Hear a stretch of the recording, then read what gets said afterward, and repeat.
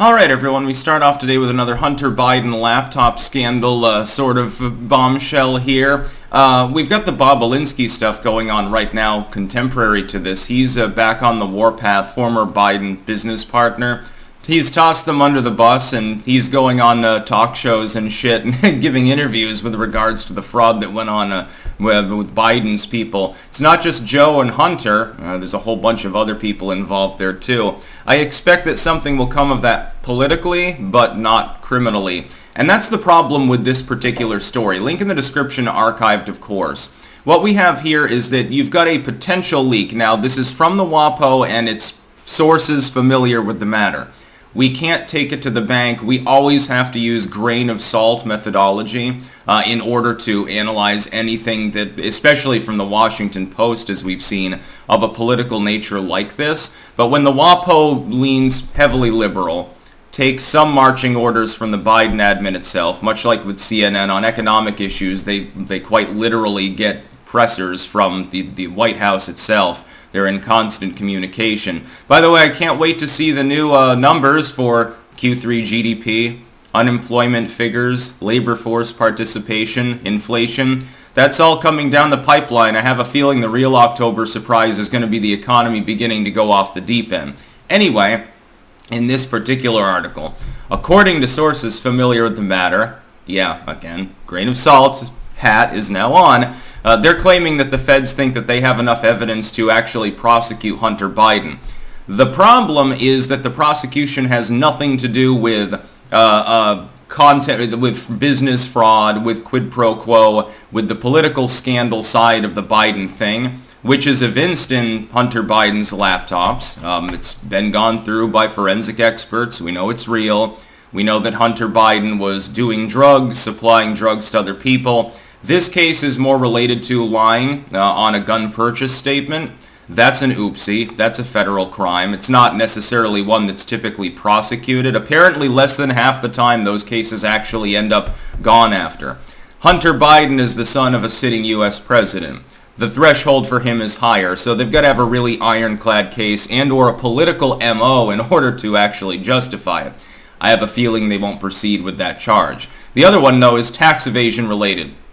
And the IRS, to their credit, I suppose, what little we can give them is at least looking into it. They are on the case. The fact is that when the IRS is investigating you, it's usually not a good sign. While there can be some political mumbo-jumbo going on there, they are actually conducting the investigation. I don't know whether they'll end up bringing charges, but the mere fact that Hunter Biden 2 years ago acknowledged that he was under federal investigation, and now number two, that you've got at least some internal agents saying, potentially, again, if we take the WAPO article seriously, it's legacy media, so I'm always hesitant to put too much hope and faith into anything that they say unless I actually have an agent's name to go by. The word on the street, I guess, there at the FBI and or IRS is that, we've got our man and we've got the evidence. Now we have to wait for the district attorney in Delaware. I am upset, though. I don't care about what Hunter Biden did. I don't care if he sold a little crack. I don't care if he hired hookers. I don't care if he cheated on his dead brother's wife that he then shacked up with a stripper, got her pregnant, lied about it, and now is trying to sue to reduce his child support payments. He's a sleazebag. We know that he's a sleazebag. He's a Biden, so it would be, the apple doesn't fall far from the tree, Joe, so to speak. I don't care about all of these things. I don't even care about the tax fraud, although, it'd be nice to recoup the probably millions of dollars that he skeeved with business dealings. I'm concerned about two much, much larger scandals that aren't addressed here, and that's why I think this might even be a distraction. Go after Hunter, make these agencies look non-biased, slap him on the wrist, put him in a low-security facility for 6 months, or make him pay restitution and do fucking public service or something. He has to make a PSA like Pee Wee Herman about how crack is whack or something like that. I'm much more worried about quid pro quo involving his daddy, which again, if you look through the laptop's contents and the phone contents tangential to that, there were meetings that involved Joe Biden, contemporary to business dealings involving Hunter.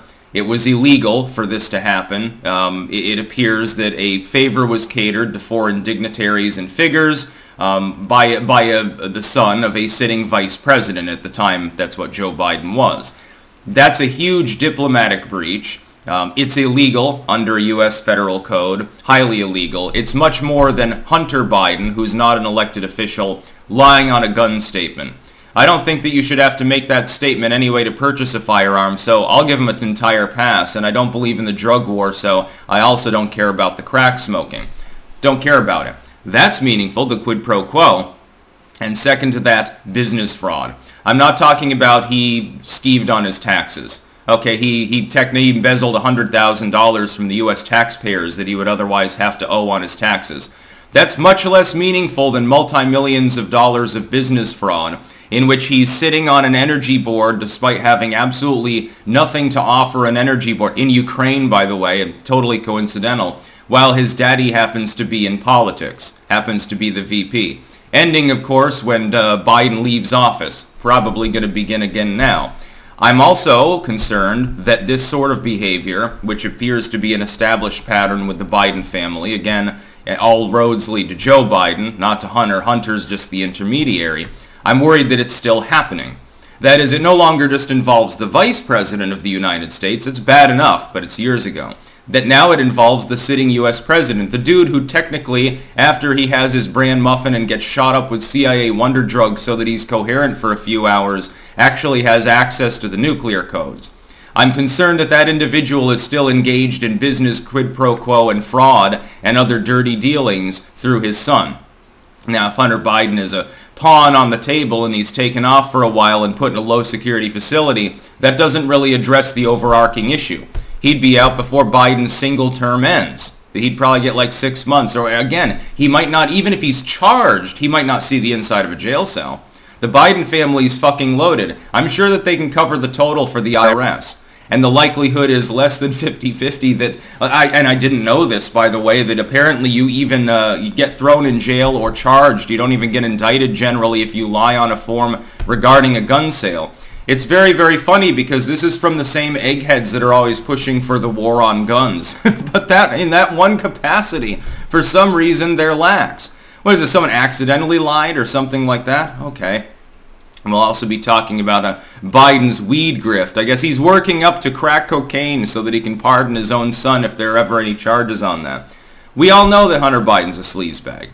Not new information. We've known it for years. In much more ways than being a tax cheat or, he's cracked up and so he goes to buy his handgun and, he was on crack at the time, so he's kind of got an excuse about why he accidentally checked off that he wasn't under investigation or something like that. Who knows?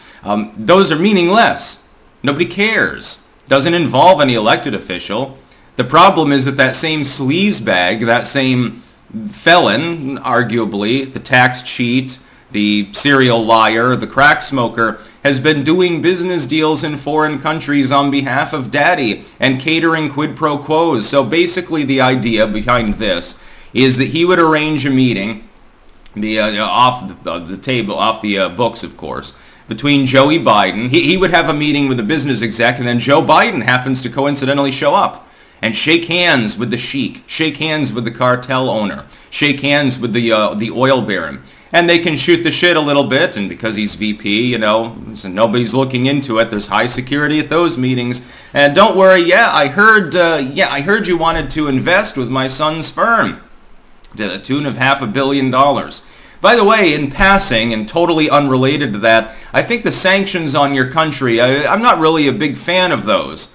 I might, if I were president, I might repeal them. I can speak to Barack right now because I'm his second in command.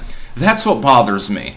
That's the dirt and money in politics, not Hunter Biden smoking a little crack. I just hope he got it from Sleazy P. Martini or Viper, the two greatest crack dealers known to man.